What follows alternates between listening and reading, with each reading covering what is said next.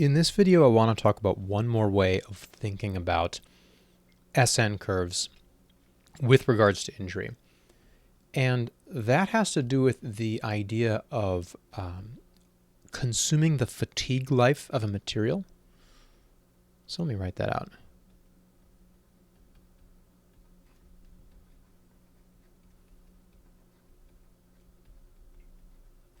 And here's what I mean. In the previous video, we had the example of maybe a NCAA cross-country team that goes for a run and they accumulate 10,000 steps of running at this moderate amount of mechanical stress. And then maybe they go into the weight room and they do a plyometrics routine that involves 100 loading cycles at some higher amount of stress. Right?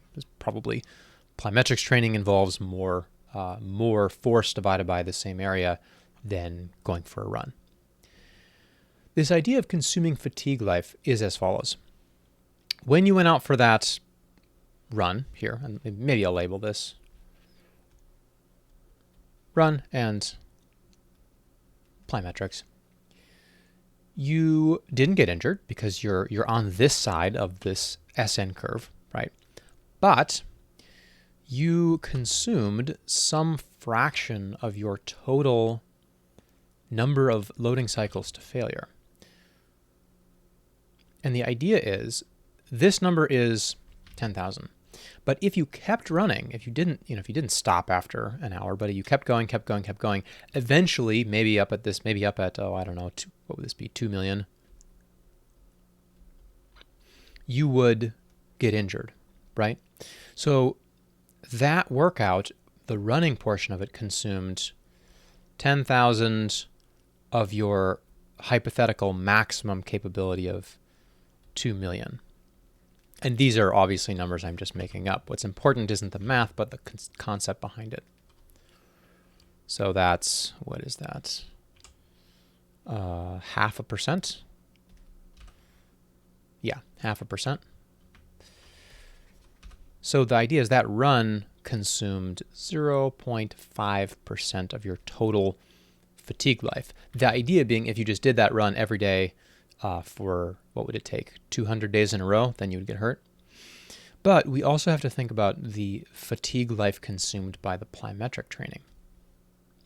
So this portion of the workout consumed 10,000 of 2 million steps. Maybe I'll keep that up.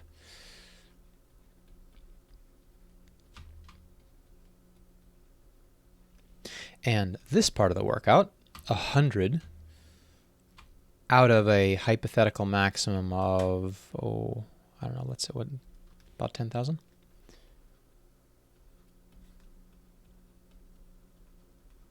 So that was about, what, 10%? No. That was about 1%. Okay. So the plyometric training consumed 1% of your total fatigue life.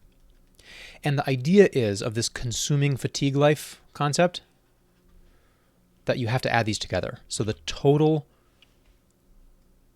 amount of damage you did to your body during that training session of I went for a run, then I did plyometric training is 1 plus 0.5, meaning hypothetically you've consumed 1.5% of the total fatigue life available to whatever tissue it is we're considering here. Maybe this is your patellar tendon, to just choose an example. And the math of this isn't important, and I'm not going to be forcing you to estimate proportions of fatigue life and add them up. What is important is the idea that you have to consider both not just both, but however many different types of exercise you do, and that the proportion of the fatigue life that they consume can really add up. So maybe we can add in one other piece. Maybe we do, I don't know, some sprint training. So we run, we do some plyometric, we also do some sprint training. And maybe the sprint training is super, super, super intensive, and we're like right up here. In that case, maybe that sprint training consumes like 50% of the fatigue life. And of course, keep in mind the log axis here. So going from here to here is 1,000, but going from here to here is another 1,000, because notice 1,000, 10,000, so 2,000 is probably about here. So this sprint training might have consumed 50% of the fatigue life. So then our workout then becomes 50% plus 1 plus 0.5. That one workout may have consumed 51.5%, meaning we're already halfway to getting injured. So the takeaway for this is that you have to be mindful of both the low rep, high stress things you do, like plyometrics, like weightlifting, and also like sprinting, also, for example, and also the high rep, low stress things you do, like running, like conditioning work. But once you get down to a low enough stress level, because of this kind of exponential power law decay, say you go for a walk all around Bloomington with your friends on the weekend, you go out walking for 3 hours, that consumes a really tiny amount of your fatigue life. Maybe you take 30,000 steps in a day. That's a huge amount of steps, but you'd need to go so far before you intersected this curve that maybe that consumes 0.001% of your fatigue life. So not very dominant. What matters is the things that get close to this curve in a horizontal sense.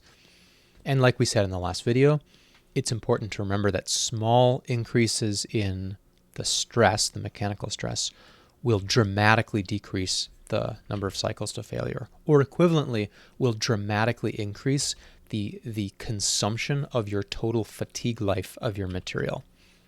And again, material means like bone, tendon, ligament, cartilage. So this is just one more way of interpreting the SN curve. And in the next video, I want to talk about some of the limitations of SN curves that may have come to mind when we were talking about this.